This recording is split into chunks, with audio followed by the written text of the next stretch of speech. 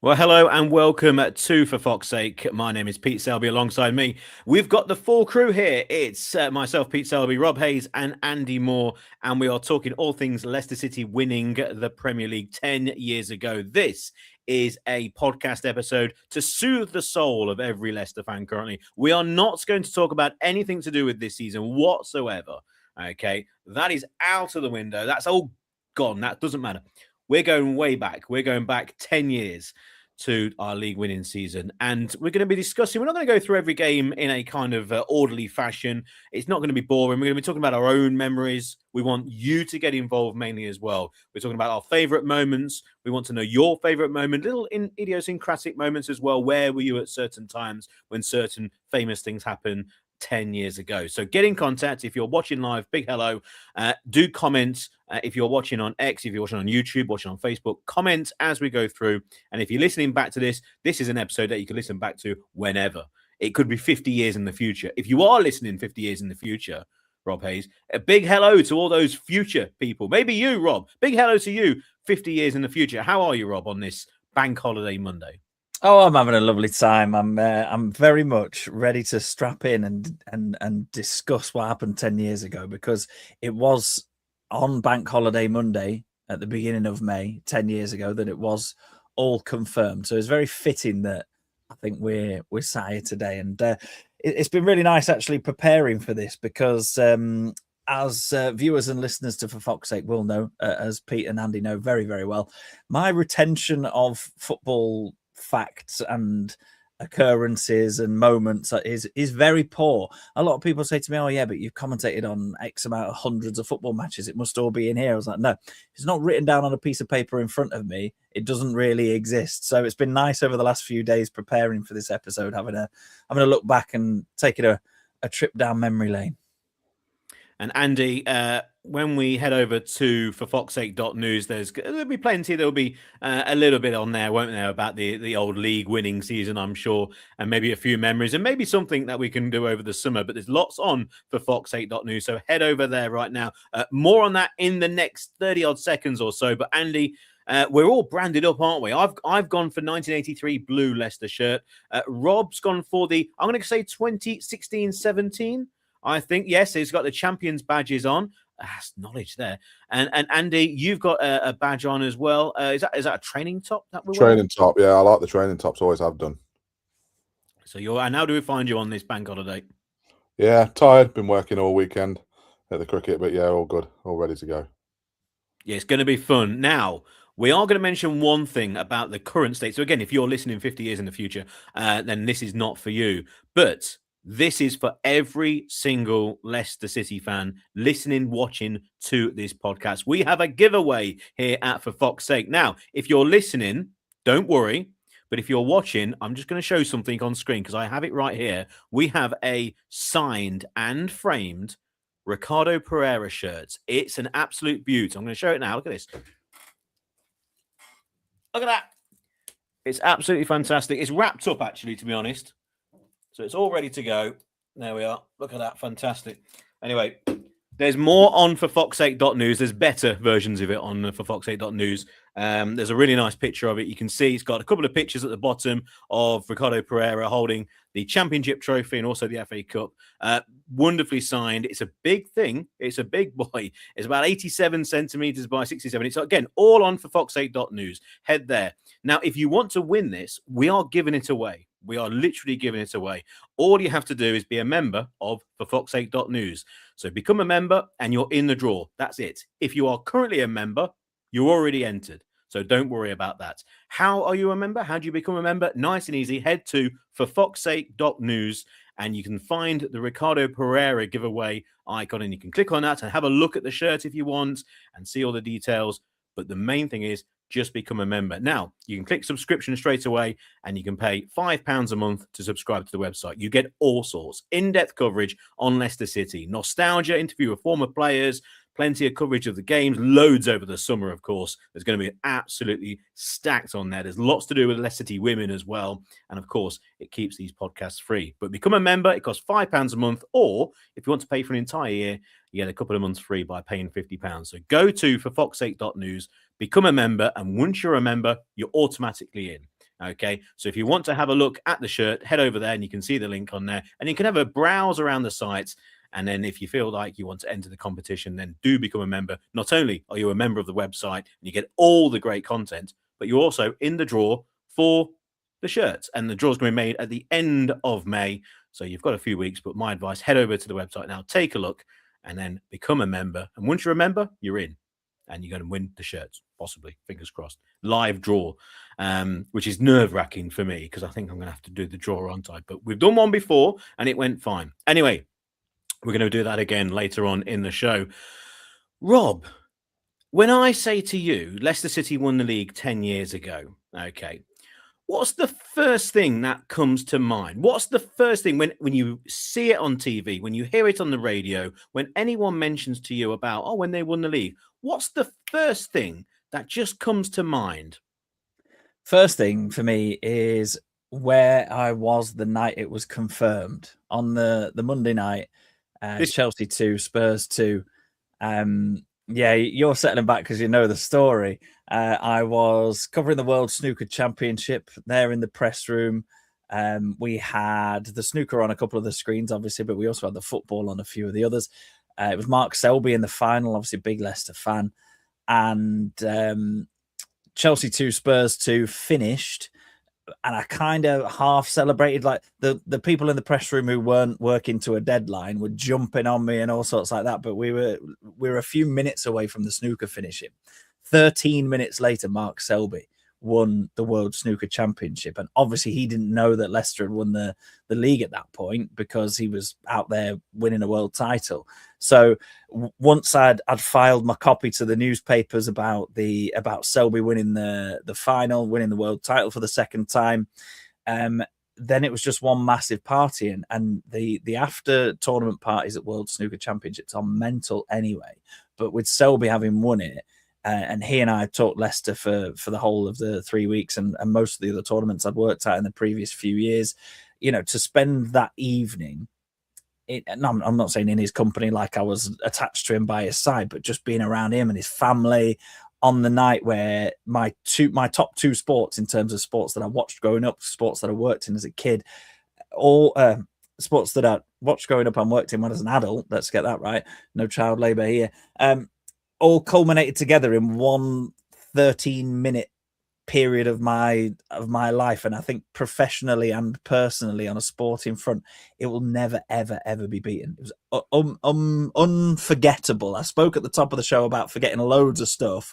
That is something that will never, ever leave me. And Andy, the same question to you. Again, it could be something very minor. You know that mine's going to be a really weird thing that happened that always comes to mind. What about yourself? What's the first thing that comes to mind? Again, so you're driving along, you're going off to Grace Road to cover the Leicestershire County Cricket First Division beating Durham. And then all of a sudden on the radio, they mention, it's 10 years since Leicester won the Premier League. And what's the first thing that comes across your mind? Really weird one, isn't it? Because it was surreal. But the biggest thing for me is Andrea Bocelli singing at the bloody stadium. It was, I couldn't believe it. That you think about it, what's important. The football's important, but then what do you remember? And you remember bloody Andrea Bocelli singing at the stadium because Claudio Ranieri was his like hero or whatever it was, kind of thing. So that just reminds me of it. And that day was very, very surreal for me. It was something that I never thought was going to happen. And to have him there after we won, obviously, 4-0 against Everton, and to lift the trophy and all that, it was just quite something that I'd never thought I'd ever see. And I don't think I'll probably see it again, sadly.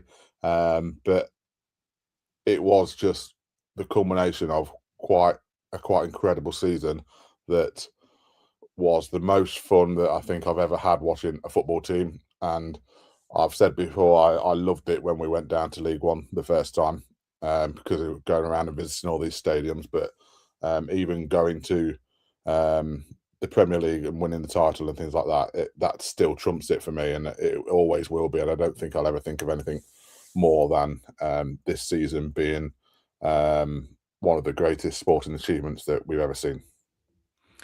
See, the thing is now you've come up with Andrea Bocelli. Rob's talking about being at the snooker and that 13 minutes of ultimate Leicester sporting glory. The thing for me, I sat down this afternoon with the Bible. Okay, I sat down with the Bible, and we all know out there the Bible is. There we are. Yeah, it's fossils and foxes. So I sat down just purely because I wanted to do a little quiz, which we're going to do in a very short while, which is right up Rob's street. And there's one thing that always reminds me of that season, and there's a few points. We're going to come on to our individual points shortly. But when we played Newcastle at home, okay, the Okazaki overhead kick, I don't know whether Rob was there with me in the stands. Probably, I think so. But I don't know whether you remember, Rob. It was the game where I spilt a chicken balti pie down me at half time. Okay, so we're there commentating on the game, and all I remember was in the second half. And the game is a little bit of a stalemate, but then in the second half it automatically it got a bit exciting, and I just kept on like looking down, and I had so much down me, it was ridiculous, and I don't know why. That's what I remember. I remember looking down, and there was a substitution, and I looked down, and all I could see was just this sauce all over my nose.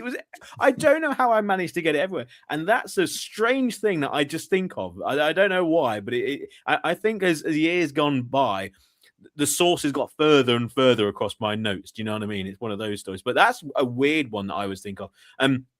More sensibly, there is one, and that's going to be one of my first top moments. I'm going to go straight in, and it doesn't include Leicester. It's not Leicester playing. It's not being at the ground. At the time, I still worked for Entain for Ladbrokes as a broadcaster commentator, but at the time I was actually still in shops, and I was. It was the 25th of April, so just after my birthday, and it was Spurs 1, West Brom 1, and it was the game where Craig Dawson scored both goals. He scored an own goal for Tottenham, and then on the 73rd minute, he scored the equaliser.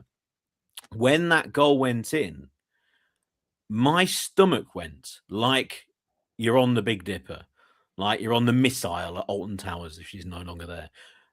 It went. And it never has done that before or since watching football. Maybe a few times in that with Leicester in the Champions League, etc. But that was it. That really was it. And I felt physically ill, to be perfectly honest. I really did. It got me massively. And when the final whistle went, it happened again.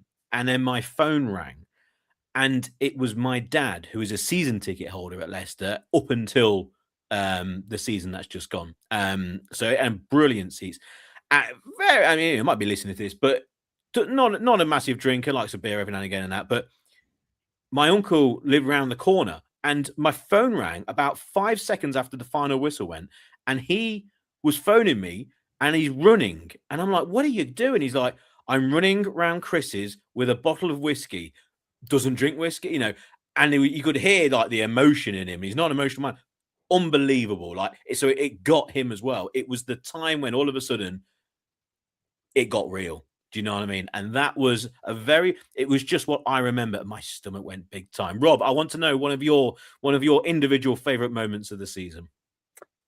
When you asked me to pick three, I thought there was absolutely no way that I can find any kind of ranking system to determine these. So I decided to go for a funny one, Yes. a turning point, or like an ultimate highlight. So which one of those three do you want?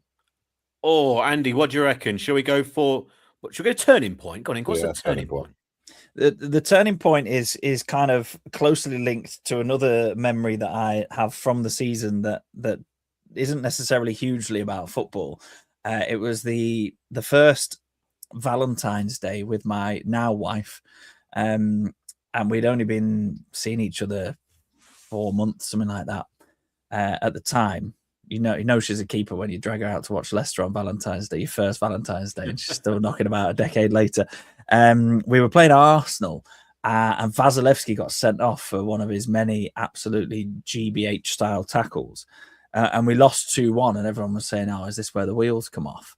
But then within a few days and few weeks max, we went and smashed Man City.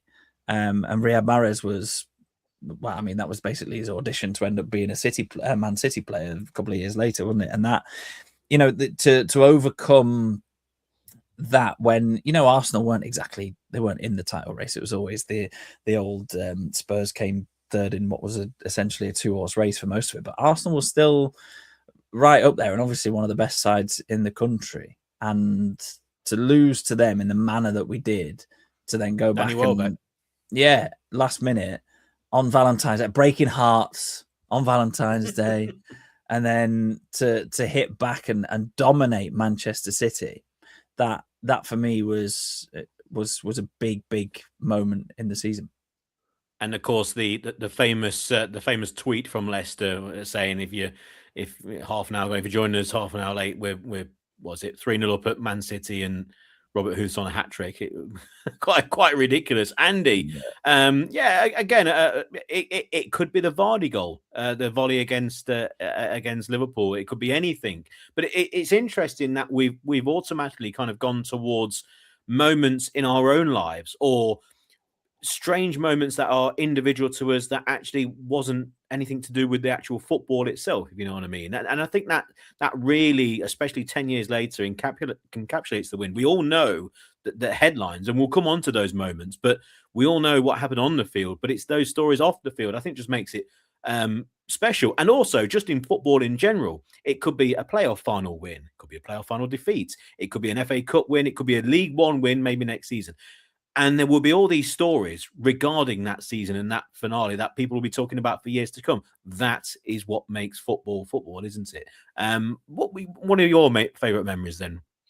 I think, looking at it again, I'm almost around the same time as Rob. When we lost to Arsenal, I think we were Norwich. I think we played. And Joa got a last-minute winner, and again, I thought that was a key moment for me. When we've just lost to Arsenal, we think things might start rolling as such, and then we go and get a last-minute winner, and it's big. The next game, yeah, was it the next game? Big Leo Joa comes on the next game and gets an 8th to 9th minute winner. And sets off an earthquake. Don't forget, we had an earthquake that day. And all that, but yeah, it was just for me, that was a key moment, because I think obviously I don't think we lost another game then.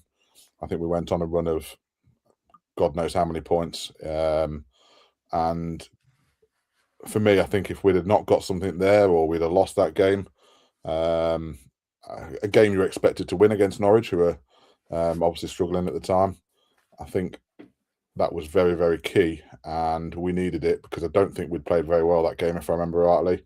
I think it was one of our poorer games that we'd played, and you, like you say, you think the wheels are going to come off and the dreams are going to die, but actually getting that last-minute winner, it just seemed to reinvigorate them, I think. And I think they knew then that if they just worked hard and worked as a team, and they had a team full of characters, didn't they, and a team full of people that wanted to work harder. Obviously, a very vast comparison to what we've got now, but it was just key. And I think getting that goal, getting that win on the board, and basically getting back on the horse straight away was something that we really needed to do. And I think it was a very key moment for us. It certainly was, and I've got something very similar actually. We'll play a little quiz in the next few seconds. But I've got down here.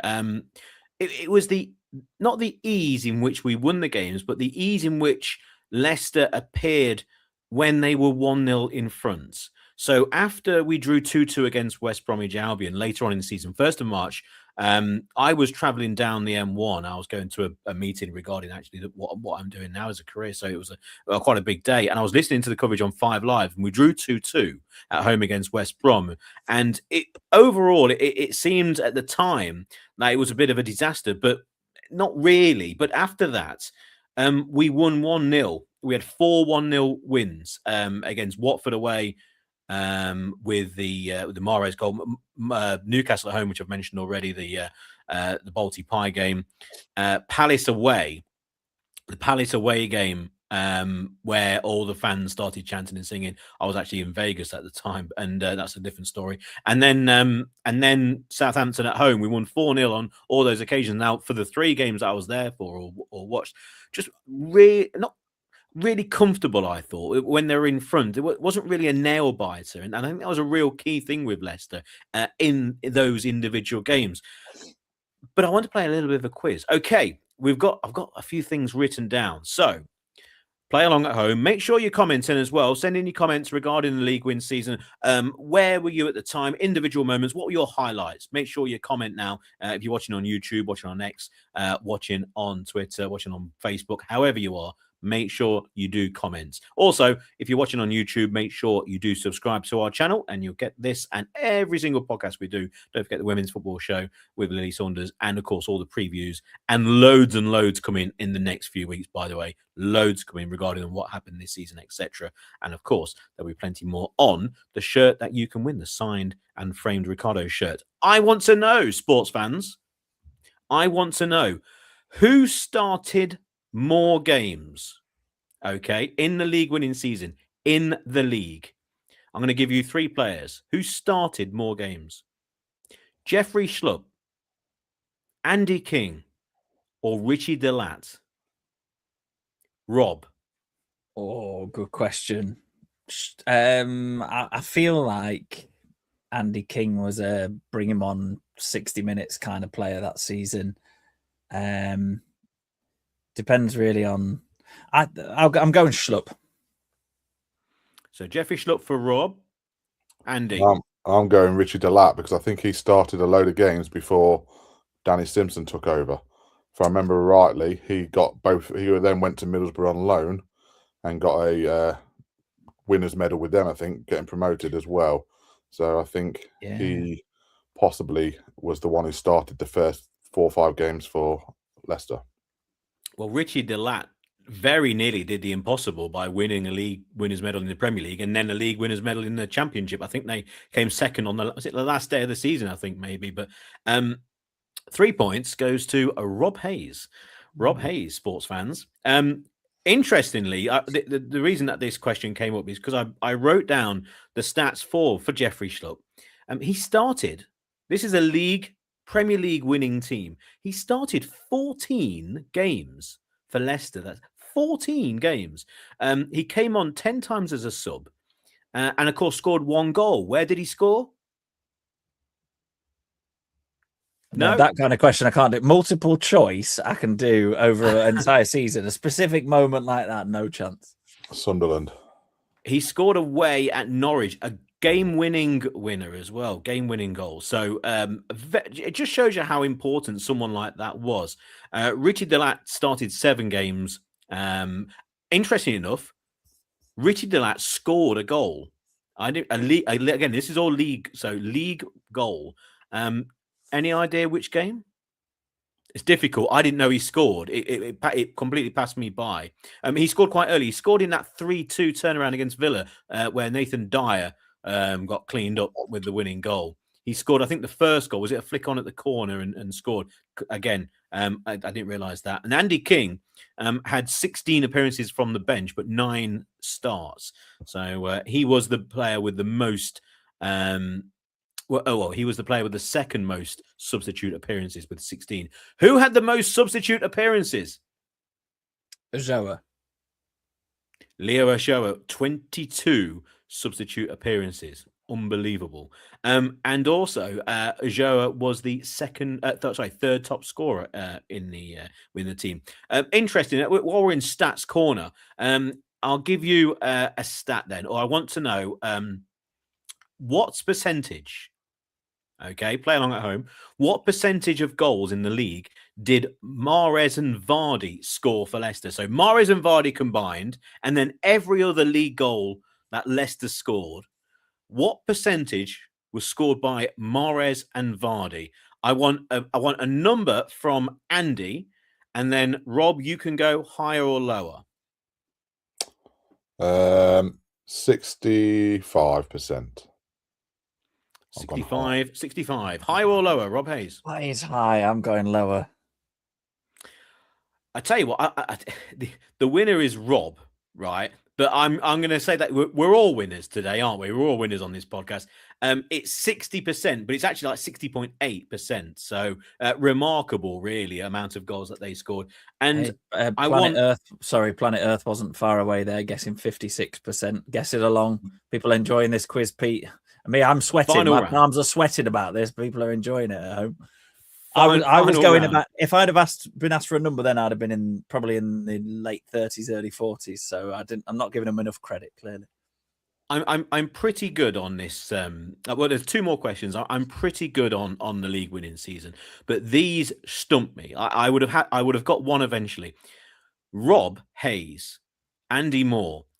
Who did Leicester lose to in the FA Cup? This completely forgot about this. Whoever knows, say an answer first. First past the post. Stoke City. Not Stoke, Andy. I completely forgot about this, by the way. I think, if I remember rightly, third round. Did we play Hull City that year? I'm going to give you half a point. It's not Hull. It's completely different to Hull. We lost to Tottenham in a replay. We drew 2-2 away at Spurs, Vasilevsky and Okazaki, and then we lost 2-0 at home to Spurs in the third round. Again, completely not a clue. Now, the League Cup is interesting because Hull is where we lost in the League Cup on penalties after a 1-1 draw. Mahrez scored. We beat Bury 4-1 in the first round, and we beat West Ham 3-0, or we scored at least 3 goals in the second round. Who scored 4 goals in the League Cup campaign in our Premier League winning season? Who scored 4, including a hat-trick? Oh, it's got to be someone surprising by the sound of that. I'm going to go Joa. Danny Drinkwater. No. It is the Leicester spotted Doodoo. Joseph Doodoo. I think it was Joseph, wasn't it? Yes, Doodoo. Yes, I remember him. Exactly. Yeah. He scored a hat-trick against Bury, and then he scored against West Ham. He came on in one game in the league, which I don't think gets you a medal. He came on once, and it was at Bournemouth in a draw. And it was part of Vardy's goal-scoring run. Now, that Bournemouth game is an interesting game for me, Andy, because that was the game. It was away from home, and I watched it in the Beacon in Loughborough, which you might know. And they had it on the TV. I don't want to know how they had it on TV, but they did. And I was there with my dad watching it. And it was the game when they brought on, N'Golo Kante. And they brought him on the wing. And he decided to play the last 10 minutes inside in the middle, whether by accident, I think it kind of was. And all of a sudden, we're there, and we weren't slating him, but we were kind of going, "Oh yeah, who's this guy? He's not done anything. He's not very good. Typical, And then all of a sudden, there was just 1 or 2 moments going, "This guy's pretty good in the middle of the park," and he didn't do anything special in that game. But what a player! I mean, we've all heard the things about N'Golo Kante, the driving a Mini, etc., running to the training, having to be told to stop train. Also, the fact that when they talk about the midfield, it was Drinkwater with Kante on his left and Kante on his right, etc., and all those stories. But what a player. Absolutely sensational. And it took a few games again for Claudio to realise what he had and also to realise where he could play him. But because we had such a great start, I presume Claudio didn't really want to change things, because why would you at the start? But my God alive, what a player. Yeah, I saw a clip today, actually, of Wes Morgan on Akin Fenwa's Beast Mode podcast saying when Kante turned up for his first training session, just saying he's never seen anybody make a first impression like that. Obviously, it took us a little while to see the best of him on the pitch and for Ranieri to find the place to slot him in. But Morgan said that he is the best player he's ever played with or trained with. And he saw that from literally the first training session. So, I mean, Obviously, Wes Morgan didn't play at the highest level for very long. He wasn't in some star-studded sides, but to make an impression on the skipper like that instantly, yeah, just incredible. And what a guy as well as a footballer. Just his attitude to everything, what he's done for communities as well. Just mad. And I suppose at this stage we can always look at what he did afterwards as well. You know, winning World Cups, etc., Champions League. Mm.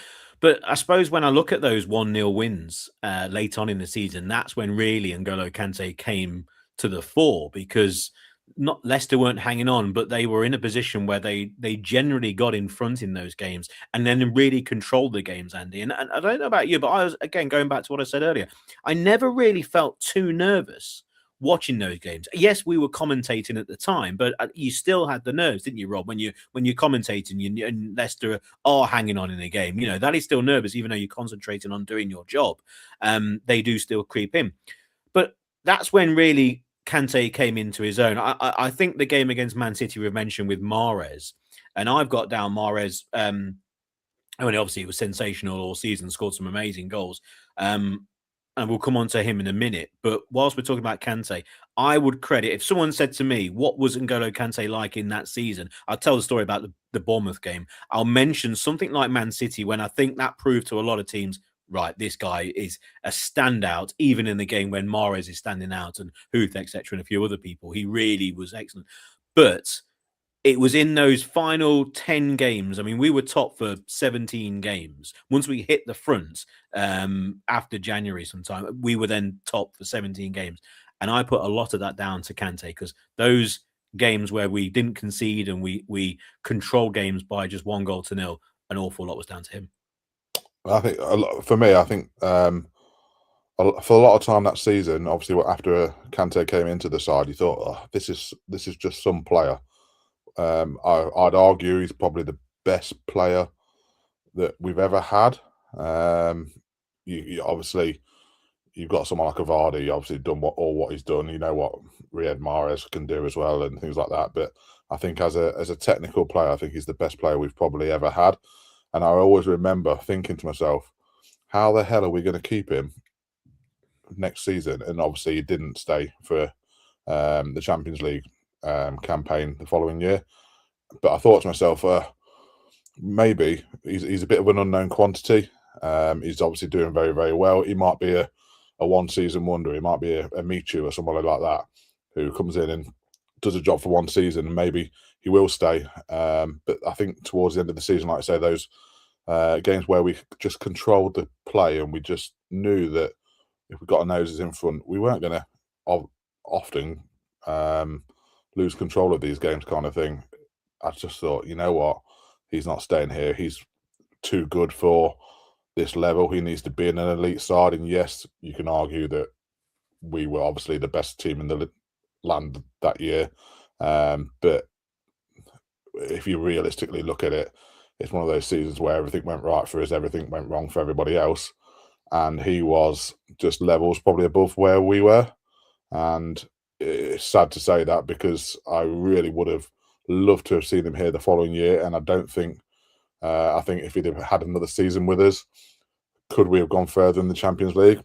I wouldn't to put it past us. Could Claudio stayed as manager? Again, I think he was that big of a player. He could have been the difference between what went on the following season, kind of thing. So, yeah, he was just one of the best players I think I've ever seen. Just so technical, so good. I almost put him on a par with somebody like a Pirlo or somebody like that. He was just technically great. I mean, I sense another episode of What If, Rob, with N'Golo Kante stayed at Leicester. What would have happened the next season? And I suppose the credit really is the fact that we went and got Wilfred Ndidi, who turned into one of the best centre midfielders we've had at the football club, and yet the difference was for all to see the following season. And also in this current time, a lot of former players have been saying that about what happened after and about what happened with N'Golo, and they were begging him to stay. Just give us one more season. You're going to be playing Champions League football, and then you can go off and join the Chelseas, the Madrids, whoever you want to. Give us one more season, but his mind was set, etc. And obviously went on to great things. Speaking of great things, Riyad Mahrez. If we touch on a few players, Amazing, absolutely amazing. Interesting, he scored the first goal of that season against Sunderland on a sunny day. I was in Ibiza at the time at a friend's wedding. Yes, that sounds great. It kind of was great. I had a great time, but also I missed Leicester winning 4-2 against Sunderland. And also I had tickets for day one of the Ashes test, England-Australia at Trent Bridge. And it was when Stuart Broad took 8 wickets for whatever it was, Andy. I mean, it was 8 for 15 or something. Oh, I think it was 8 for 15, wasn't it? I dug that from the depths. I had a ticket and oh dear, like what a week of sport. And I was in a beat. Anyway, so he scored the first goal, but I mean, what a sensational player. Sensational season. I always say when he came on his debut, and I seem to remember it was Blackpool or someone like that, straight away, and he replaced the best player or the player of that ilk at the club, which was Anthony Knockaert. And he goes off, on comes Mahrez, and he's better. And you're going, hang on, who's this guy? He was instantly better. It's not always he's developed into. He was instantly better. He was brilliant. And yeah, he scored the first goal. But there was a period of games, Rob. First of all, one of my favourite games, the goal he scored against Chelsea. Okay. And that Chelsea side was the champions. It was Jose Mourinho's side. And that, of course, was the game where Mourinho left and had a meltdown, etc. The press conference after, which of course we weren't really meant to go to, Rob, but we did. We won't tell that story. But and I've got a few pictures actually from that press conference because you could sense something was happening. Mahrez has scored an amazing goal. What a brilliant goal. But also that was in the middle of a brilliant run because he scored a hat-trick prior against Swansea. And then the following game, after the goal against Chelsea and getting rid of Mourinho, he scored a double in a 3-2 win away at Goodison Park. So a real purple patch. Everyone then remembers the goal against Manchester City, which probably sealed the move in the end to City because that was Pellegrini's City. And then in came Pep, I think around about February or something of that season. But overall, just a sensational season. And of course, his partnership with Vardy, we'll come on to, was absolutely exceptional. But just a one or two highlights from Mahrez, who I think at times we know about Vardy and what he's done, etc., and Kante and a few other players we've had at the club. But I think Mahrez would be possibly one of the only players I could describe on more than one occasion in the season, multiple times, unplayable. Oh, he was, yeah. And once he'd got to grips with English football, I disagree slightly about your point at how he didn't have any kind of development period because he found he was very, very skinny when he first signed for Leicester. I mean, he didn't put on much timber or much muscle in his time at the club, don't get me wrong, but he learned quite quickly how to use the attributes that he had to make pretty much any fullback he liked look very, very silly. And you know, his ball control is, you know, if we're picking out as Andy mentioned about Kante being a top player, like one of the best he's ever seen in a Leicester shirt, technically Riyad Mahrez is absolutely that. His ability to beat people 1v1, the touches out of the sky, the first touches, the quality of delivery, the finishing. A lot of people thought he was one-footed, and then he smashes that right footer in against Man City after sitting about half the team down. You know, just everything about him was great. And when he was in full flow, the swagger that he had was absolutely unbelievable. Yeah, and I'm really pleased actually that now we're looking back at, obviously it was a long time ago, but it got to the point where it might have turned a little bit. Well, it did turn sour, didn't it, when he was trying to force his move? But actually now we can look back at that, and that's kind of fairly irrelevant, and you can just remember the ridiculous quality that he had when he was in a Leicester shirt. I suppose if you're going to do that and you're going to force a move like he did, you've got to back it up. And back it up, he has massively. Yeah. And also, I never felt when I was watching him at Manchester City, I was cheering him on. You know, I like to watch former players who have done very well at Leicester, and you do, don't you, as a neutral, or some people do, I do. And I used to watch Mahrez and cheer him on from afar, and he scored some brilliant goals against us, actually. But again, I said unplayable, like just at times, Andy, he was superb. The best first touch that I've ever seen. The best first touch. Yeah, and for me, I think we probably got the best out of him as well. I think, don't get me wrong, he went to Man City and did some great things there, especially the first couple of years that he went there. But people couldn't work out how to play him when that whole season for us, and probably the year after as well. For a lot of the year after, he was just that kind of player there.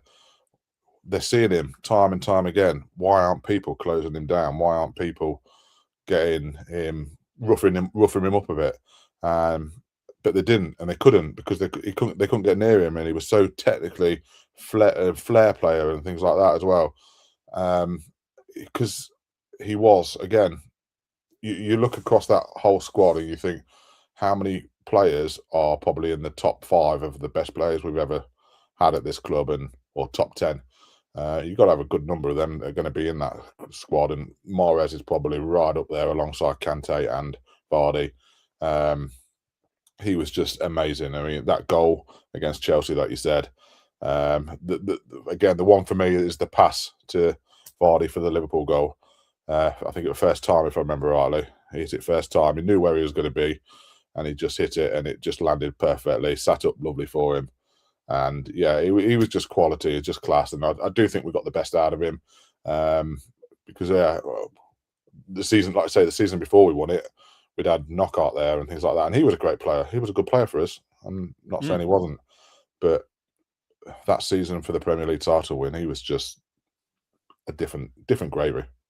Interesting question, actually, from Planet Earth. And we're just, if you're picking one Premier League winning player to play in the season just gone. So if again you're listening to this in 50 years in the future, it's the season we got relegated to the League One. Who would it be? Who would you say? So it's a 2015-16 version of that player. Who would be a most needed, Andy? Oh, that's a tough question, because you just talked about the 3 that we had. I'm probably going to go somewhere else just because of what we probably needed. I'm going to go Kasper Schmeichel, because we needed this season more than anything a confident goalkeeper who put confidence into the back 4, and it was just absolutely missing. And he was a goalkeeper that put that confidence in. Yes, I could pick Kante, I could pick Mahrez, I could pick Vardy all day long, and they'd have an amazing impact. But just for actually what we needed, it would be Schmeichel. Rob, same question to you.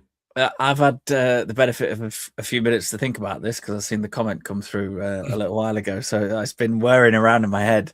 I'm going somewhere. I thought Andy was going to steal my answer. I'm going somewhere different again. I'm going Wes Morgan, because I think on the pitch, he gets you 5 more goals at one end, and he at least saves you 5 goals at the other.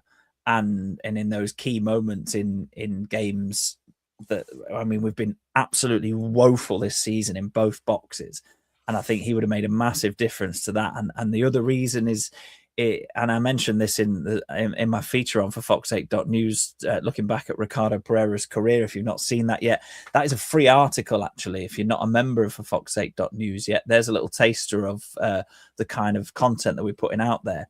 And I said in the sort of legacy section of it that Ricardo, fantastic servant to the football club and great as part of a leadership team, but not the captain that we needed this season. We needed a captain to grab people by the scruff of the neck, to take absolutely no nonsense and drag people to results, rather than sort of be nicey about it and say, look at me, I'm training 100%. Why aren't you? And then players not bothered. Wes Morgan would have held standards for me a lot higher, and would have, I believe, played a big part in dragging us just about to championship safety. So I'd have gone Morgan. Well, my first pick, and I'll stay with it, it's not either Morgan or Schmeichel. It's Jamie Vardy. It's a nice link into now talking about Vardy. Again, lack of goals have been crucial this season, and a 2015-16 Jamie Vardy up front would have kept us up, no problem. And that was the ultimate thing, wouldn't it been? So I would have had Jamie Vardy in a heartbeat, really, for this season, because we just didn't have anything really up front, did we? And Vardy, his season was amazing, wasn't it, 10 years ago? And I suppose when you look at the season itself, it was kind of split into into thirds, because the first third was dominated by Jamie Vardy and the run and the 11 goals, etc., on the bounce. And there was, of course, there's no thoughts about the league. Now, if you're Manchester City, Arsenal, Liverpool, whoever, if you're top, if you're going really well at that stage of the season, in the first third of the season, you're instantly looking at the Premier League. We weren't, were we? We were too busy concentrating on Jamie Vardy scoring in the next game, regardless of the result, because we're not going to stay towards the top of the league, obviously. And I think it was a great distraction. And then, of course, when Vardy doesn't score, all of a sudden you kind of have a bit of a reality check and go, right, oh, hang on, where are we? We're third, second, first, top of the league. It's quite ridiculous. That run was just sensational. Yes, a few penalties in there, but some excellent finishes, brilliant goals. And again, I've never heard the King Power. Lots of people say the Sevilla game with the goal for Albrighton or maybe Wes Morgan, etc. But I still think the loudest noise at the King Power that's ever been, you were a Joa and the earthquake, etc. But it was Vardy's goal against Manchester United, because it was a different noise for me.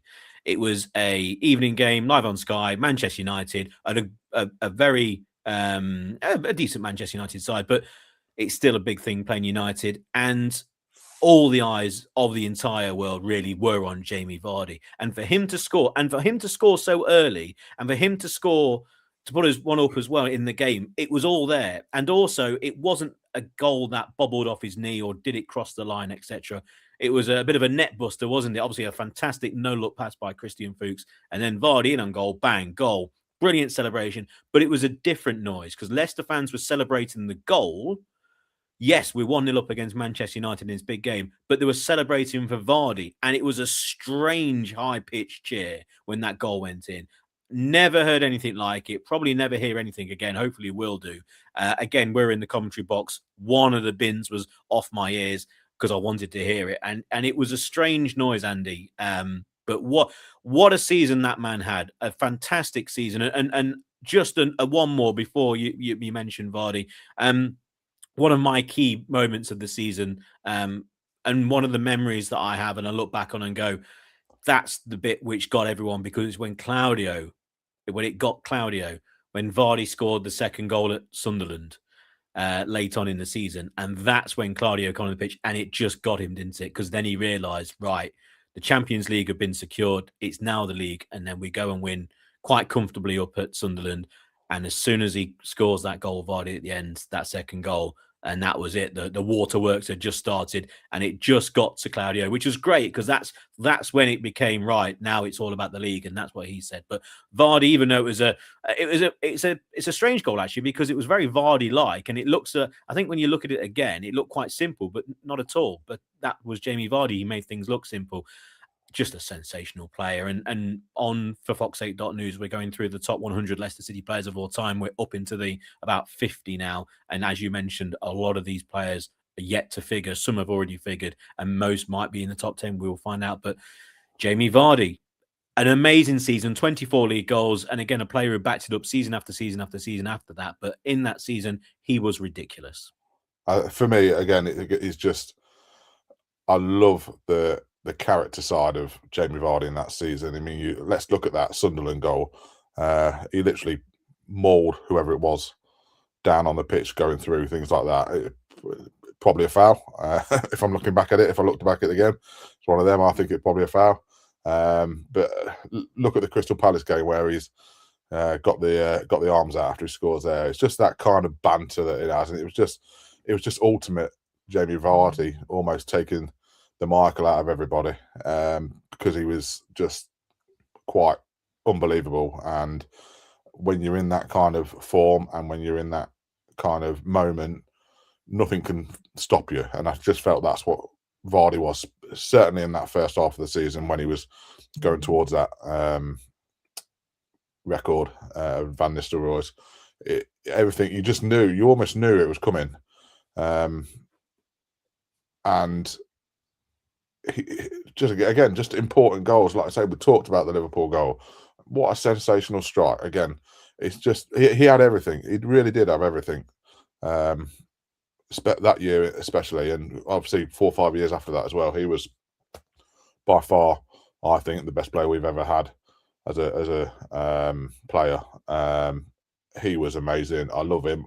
I've obviously been over to Italy this season to see him because that's how much he means to me as a Leicester City player.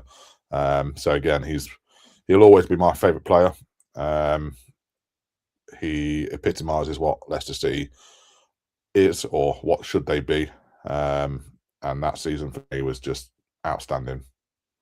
I've said many times, Rob, when it comes to Jamie Vardy, and when people ask me to go on their shows or you go on different outlets to do with Leicester, but mainly when it's nothing to do with Leicester, when it's either another club or it's a national outlet on radio, on TV, whatever, and they say about Jamie Vardy, and I always say he's the old man in the stands. He's my dad's favourite player. He's my favourite player. And then you've got a young lad or a young girl with Jamie Vardy, number 9 on the back. He's their favourite player. He crosses all the generations for many reasons. Young kids are always going to have the number 9 possibly as their favourite player. But then he's our favourite player, someone around our age, all three of us. And then, of course, you've got someone like my dad who has seen generation after generation of footballer come through.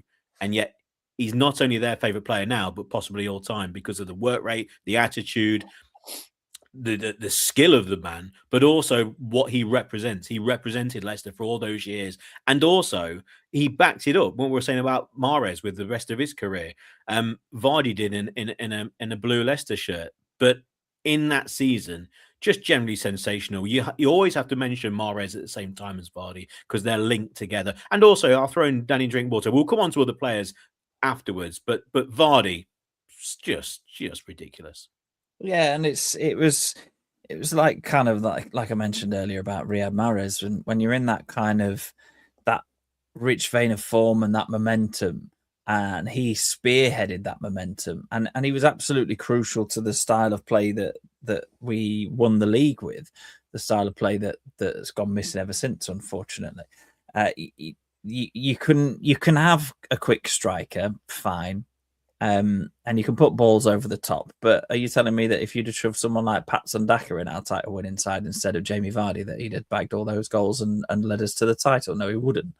Vardy had the edge that very few professional footballers have got now. And I think maybe it's very likely that he got that from the fact that he didn't start as a player that graduated from an academy at a big club and then sort of start at the top, loan back to the middle, and then climb back up. He started from the very bottom. He was grafting. I remember actually the first game I played for the team that I joined when I moved up here was in front of the Jamie Vardy stand at Stocksbridge Park. Steels played in a pre-season friendly, a charity game in front of several hundred people. I don't know how I ended up there because I was not at that level at all, but just see the Jamie Vardy stand there and I was like, this is where he was. That's where he came from. And he brought that sort of that almost old school style, which I think is why he appealed to people of the generation of your parents, Pete, my parents. Just everything about him. Yes, obviously he had an awful lot of quality because he scored goals at the very highest level, got himself in the England team, scored some fantastic goals for England, played at major tournaments, but it came from having that edge where he was determined to make sure that he did whatever he needed to do to get one over the opposition defence or the opposition goalkeeper. And ultimately, I think if he did do a poll of every Leicester fan and tried to also include those who may no longer be with us who got to see Jamie Vardy in action, I think you're absolutely right. He would come out on top of anybody across Leicester's history. And the extra little feather in his cap is that no other team liked him, but they would have absolutely have loved to have had him on their team. Absolutely, absolutely. And then there's many others, aren't there? And you can mention them in individual moments. A very crucial goal for Robert Huth. And I still think the Robert Huth story at Leicester, the influence he had in the season before when signing on loan, and then in that season, just absolutely unbelievable. And the header against Tottenham, vitally important goal. We've also got at the back Wes Morgan, who was one of a couple of ever presents in the season. Danny Drinkwater, and I was talking about Danny Drinkwater the other day, and we're on about to Chelsea fans actually, and about how he disappointed at Chelsea, many reasons off the field as well. But he used to come off the field at Leicester, and he used to take his shirt off and wring it out pretty much, and there was nothing on him, and he used to work so hard. And again, my dad's season ticket was just behind the dugout, so great. Always used what a player! It's like, it covered so much ground, tackling, passing, superb, absolutely, and a brilliant link up with Vardy. But there's one player I'll just mention as well, and we'll talk about them all at the same time now. And it's something that we should really have had in the last couple of seasons, especially. But we haven't really had that link player between the midfield and forward, have we? We've always gone for more of an attacking midfielder. When Okazaki was the centre forward, who also worked hard and then found a real niche position just in behind Vardy. And Okazaki mentioned he only scored 5 league goals, very important goals as well, winning goals, for example, at Everton and off the top of my head, and the overhead kick against Newcastle. But of course, worked so hard. But when he had the chance, he could score, and he showed that in a Leicester shirt.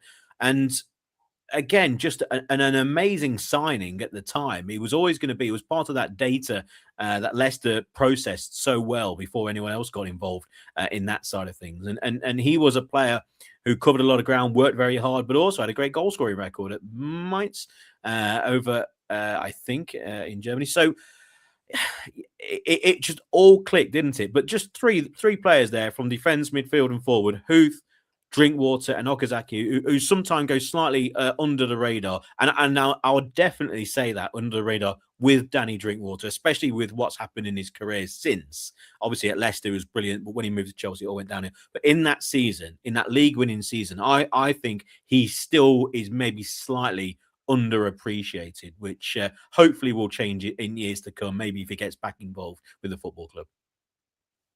Yeah, it was almost a little bit damaging to him, to the little phrase that Andy mentioned earlier about Kante playing either side, or was it you, Pete? I can't remember. We've been in nearly an hour now. Yeah, it was almost a bit like, well, Drinkwater's kind of there, but Kante's doing all the work, which is absolutely not true. And what you say there about Drinkwater's work rate and wringing his shirt out after, obviously stands out. But for me, the main thing that I would pick out with Drinkwater was his use of the ball, because Kante had a lot more to his game, and I think you saw more of that the better the teams that he played in as well. But at Leicester, his primary focus was to zip about in front of the defence, win the ball back, and quite often the next person who received it would be Danny Drinkwater. And then his decision making and his technical ability, passing wise, range of passing, was absolutely outstanding. And again, I refer back to the style of play that won us the league. It wasn't just aimless balls over the top. Vardy chased a lot, and eventually one got latched onto. It was Mahrez out getting chalk on his boots on the right touchline, and Drinkwater pinging a 60-yarder out to him. It was Drinkwater deciding, right, Vardy's on the shoulder there, I know exactly when to time that pass and to weight that pass. The range of passing that he had on him in that title-winning season was absolutely phenomenal and really key to the success. And Andy, any other player really gets a mention? I mean, we could obviously mention them all. Brighton on one wing, again, unheralded at the time, and had an amazing season, and really kick-started his second half of his career, and is a Leicester hero now. And then the fullbacks were, of course, changed. Simpson and Fuchs coming in, completely changing the system with Ranieri, getting rid of the attacking fullbacks in Richie Delat and Jeffrey Schlupp, as we mentioned at the start of the show. And of course you mentioned Schmeichel as well. But what a team! Exactly. You go back. Just go back to Drinkwater for 30 seconds. I agree with Rob. He was just another level with his passing, his range, what he could do, kind of thing. And actually, it's the most disappointing seeing where his career went, because he could have been a very, very good player. Again, he probably made the wrong decision at the wrong time to leave us. Yeah, going to Chelsea, you go to a big elite club, I understand that and kind of thing, but it was a move that was not right for him, and I think anybody that looks at that would probably agree. But then you look at all the others. I mean, for me, you've mentioned him earlier. Robert Huth for me was absolutely key. I'm almost saying he's more key than Morgan was that year, and the previous year when he come in, because he did change that previous season when we stayed up and when he came in on loan. But you look at every single one. I mean, you've mentioned all the starters there and things like that, but you've got other people on the bench, like I say, Leo Ajoa was absolutely vital, just coming on and doing the job. And there was the other Crucial goals. Marcin Vasilevsky. He came on when we needed him most to just put himself about a bit. He was no nonsense, and he might not have been the best technical player we ever had, but whenever we needed somebody to come on and put his weight around, because we weren't that kind of a side as such kind of thing, but every now and again we needed it. He was the kind of player that came in and did that. Nathan Dyer, crucial moments again. Who would have thought Nathan Dyer coming into that side? I could have told you when he first signed that I was like, what a waste of a loan signing that was. Well, at times he was quite crucial, and he made a difference as well. You've got your Jeffrey Schlups, you've got your Danny Simpsons, you've got your Christian Fuchs and all that. It's just a side that when they all came together, they were probably the ultimate side that shouldn't have been a side, if you know what I mean by that. They just seem to click as a unit, and I don't think we'll ever see a side that clicks that well as a unit for that one season that gets you the ultimate goal and the ultimate prize. Yeah, and what a prize it was, and what a celebration after Victoria Park. 250,000 people there, Kasabian, etc. It was absolutely amazing. That day was sensational, absolutely fantastic. I think that I'm still trying to dry off with all the Cobra. It was coming out my ears. It was unbelievable. I joined a few mates, and we're on London Road in a curry house. And the best thing was they. It was my mate Craig and Big Dan, and I mean Andy, you're a tall bloke. Everyone's a tall bloke compared to me, but I'm standing with giants here. And I've got a great photo of us in Rome, and I'm standing on the seats, and they're standing on the terrace, and yet they're still taller than me. It's ridiculous. So anyway, we're standing in this curry house, and it's got a sloping step upwards, so it's great for me because I can stand on the top of that, and I'm about level height with them. And we just got seriously involved on the Cobra train, and it was. But it was great. The atmosphere in the city, wasn't it? It was absolutely fantastic. The weather was great. Oh, it was fantastic. And yeah, and it's one of those things when you see it on the news and you see some people go, oh, yeah, it brings the city together and all this sort of thing. And you can kind of go a bit, yeah, you know. But it did. It really, really did. It did. I've been listening to quite a few things recently about Leicester, and obviously 10 years later, Jonathan Norcroft talking about it, and he lives in the city, and he was mentioning about that. And he says, but it was true because it was interviewing people who don't go to the football, and there they are all wearing the blue, and then they've been going for years to come afterwards, and it opened the door for many people to join. The Leicester family. Maybe they supported another team. Maybe they were supporting United, City, Liverpool. But they were from Leicester, and all of a sudden said, "Hang on, why am I not supporting my hometown club?" And hopefully they will remain that way. But the celebrations were sensational, weren't they, Rob? Oh, that day was just unbelievable. I remember starting it with a barbecue around my mate's house, just a few of us there, just sort of getting ourselves prepared. And I remember it not finishing, but getting towards an end. Pete, you were so far on the Cobra train, you've omitted to mention that we actually had a Cobra together. We did, yeah. I remember we'd been at Vicky Park, obviously seen the players and stuff come onto the stage, Kasabian and everything has just gone absolutely mental. And then obviously it doesn't end there, so we're on about piling ourselves into town, but so like tens of thousands. Yeah, Perko was there as well. I wasn't with Perko at the time, but I was with Perko's cousin, who's actually one of my best mates from school. And we're walking down London Road, just surrounded by people in this sea of people, thinking, where on earth are we going to get a beer? So I'm on the phone to Pete, and Pete's like, oh, I'm in this curry house or this world buffet. And I'm like, right, so a lot of these places are not letting anybody in, or they're like 20 deep at the bar. And Pete's like, I'm literally leaning on the bar. I can order you a beer right now and it'll be in my hand in the next 30 seconds. And I was like, really? On London Road, where I can't see the tarmac, there's people everywhere. So he's like, yeah. And you can hear that Pete's had one or two cobras. So I'm like, do I trust him? All right, go on. But I need to see him anyway because we haven't seen each other all day at the parade. Me and my mates pile into this place, and then you just walk through the bit where people are eating their dinner. Who's having dinner on a night like that? And then you get to the back, and there's the bar, and there's Pete just leaning on it, and there was literally nobody at the bar. I was like, I'll have a pint of Cobra then, please.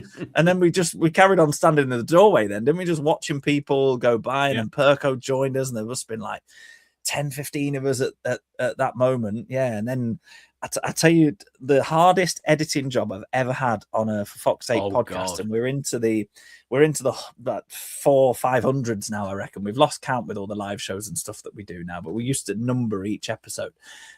The most difficult editing job I've had was the one after the parade, because in my wisdom, I'd also been on the Cobra train for most of the day, just like my good friend and colleague here, Pete. In my wisdom, in Firebug, for anybody that knows it, probably like one of the latest opening bars in Leicester, I've got timed voice notes on my phone at like 2, 3, 4 a.m., whatever, of me interviewing fans saying, oh yeah, I'm on a Leicester podcast. I'll get your thoughts on there. But I'm asking the questions down it, thinking this is great. This is world-class reporting. This. Listen back to it the next day on a monster hangover, and I could only understand about half the words I was saying, let alone what the people were saying back to me. So clipping some of those up and putting them in and not making it sound like a drunken ramble was something else. But I think that perfectly encapsulated the sort of the feeling of the day. Everybody's got many a story from that. I completely forgot about it. That's right. Clearly. There was a picture we shared the other day, actually, on my birthday. I think Perko put it on. Anyway, Andy, like just and that's it. The celebrations, and of course, we've had many celebrations at Leicester since, but it was just something special, wasn't it? And I've seen pictures today from like Coventry, etc., but I don't think anyone can top what happened in Leicester that day. No, it was great, and I'm probably going on a bit more of a. I didn't have quite as an eventful day as you. I was with my family. Obviously, I'm a foster carer as well, so I had 2 young twins at that point, but they'd been and got their Leicester City whole kits on. They were full kit, whatever you call them. They were there, and I was there with my wife, who I will dob her in. She was a Nottingham Forest fan, but now she's we've moved her over now. She's on the good side now. Lord, no. I won't say she was a Forest fan. She had links to Forest. Let's say that. But no, she's a fully fledged Leicester lady now. But yeah, I was with her and the 2 foster twins that we had at the time. And yeah, it was just fantastic being there in that moment with them, giving them a moment as well that you'll never forget.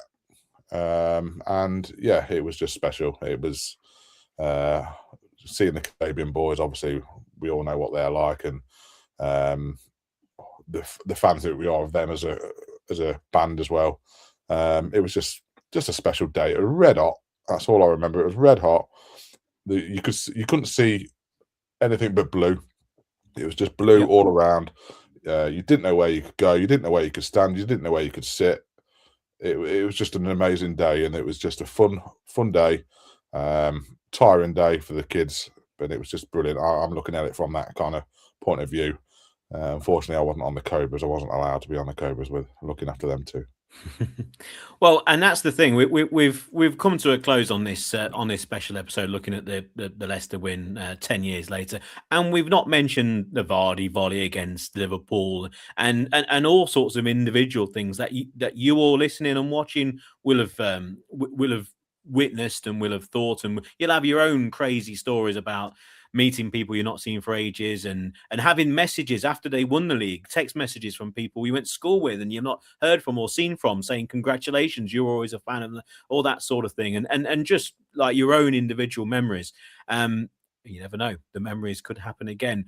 We do need to mention 1 or 2 things just before you go on the podcast. Do make sure you give us a rating on, if you're listening to the podcast on Spotify and Apple, give us a 5-star rating. It does help the algorithm. It means people can find us and they can listen to the podcast. If you're watching on YouTube, subscribe. If you're not watching on YouTube, subscribe anyway. It's completely free. Click on subscribe and it makes sure that you don't miss an episode.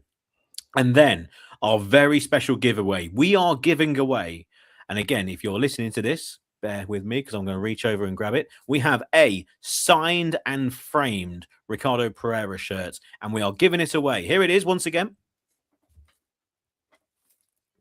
Yep. Okay. There's a better picture on the website. So if you go to www.forfoxsake.news, forfoxsake.news is the website, and you need to become a member. And if you are a member already, you're already in the draw. If you become a member, then you're in the draw. The draw will take place on the 29th of May. It's all on the website. Have a look on there. Go to www.forfoxsake.news. And it means you have to become a member and then you're in the draw. That's it. Dead simple. There is a specific page regarding the draw. It gives you all the explanation on there, all the links to then subscribe. £5 a month is what it costs. It gets you all the content on the website regarding Leicester City. And of course, there's a lot of news regarding Leicester City at the moment, a lot of nostalgia pieces. Also, the top 100 players, we're still going through those. We're in about the 50s now, and loads of interviews with former players. Full coverage of Leicester City women. It's getting bigger and better. We've got some great plans for the website this summer. So make sure you do subscribe. And if you do, then you're in with a chance of winning that fantastic shirt. It's got the dimensions on there. It's got everything on there. So head to forfoxsake.news, click on the giveaway, and you can see all the details and also links to how to subscribe. Again, it's £5 a month. It's £50 for the entire year. You can join for a month if you want. And if you don't like the look at the website, you can cancel anytime. It's up to you. But if you do subscribe, it means you're in the draw and you're in the hat to win that fantastic Ricardo Pereira signed and framed shirt. It's got a great picture on the website, so check it out and make sure you do subscribe. And of course, if you do subscribe, it keeps these podcasts absolutely free as well. Final comments, sports fans, regarding the league winning season of 10 years ago. Rob Hayes, we've covered plenty of ground. Is there anything else from that season that you want to mention? Dilly ding, dilly dong. Andy Moore. He stole my thunder there. I was literally going to do exactly the So same. sorry. We didn't talk about Claudio at all, did we? And I think No. that's one of the things that he came into this into this team, and I still look back at it and look at Nigel Pearson as well and the influence he had. And what Claudio did is he came into that side, he assessed them and thought, I ain't got to change a lot here. I think we're going to be all right. He probably didn't think we were going to win the league when he first came in. But for me, his biggest asset was that he knew that we were on some kind of momentum trip, and he didn't change much, and he didn't need to at the time. And he changed it later on, didn't he? And when he needed to, and he got it right. I always think that if Claudio wasn't there, then we wouldn't have won the league. I think we would have gone close. I really do.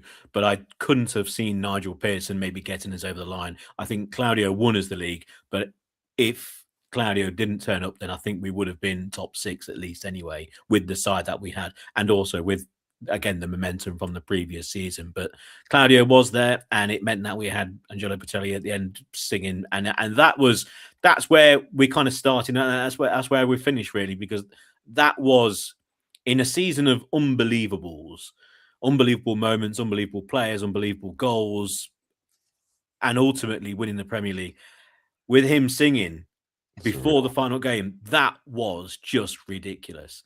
And when he sang Nessa Dorma, I think even the most cold, stone-hearted Leicester fan, it broke them then.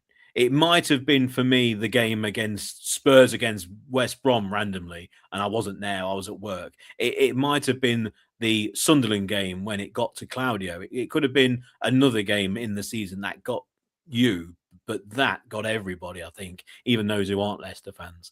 Make sure you subscribe to the website. It means that you're in the draw for our giveaway of a Ricardo Pereira shirt. We'll be back in the next few days because we've got plenty to discuss regarding the season that's just gone by. We're going to have a lovely episode of Stay or Go. A little bit of humour is going to be entered into the podcast regarding the season that's just gone, because we can't really talk about it seriously, can we, all the time. We're going to have a do they stay or do they go episode, so a nice bit of fun there.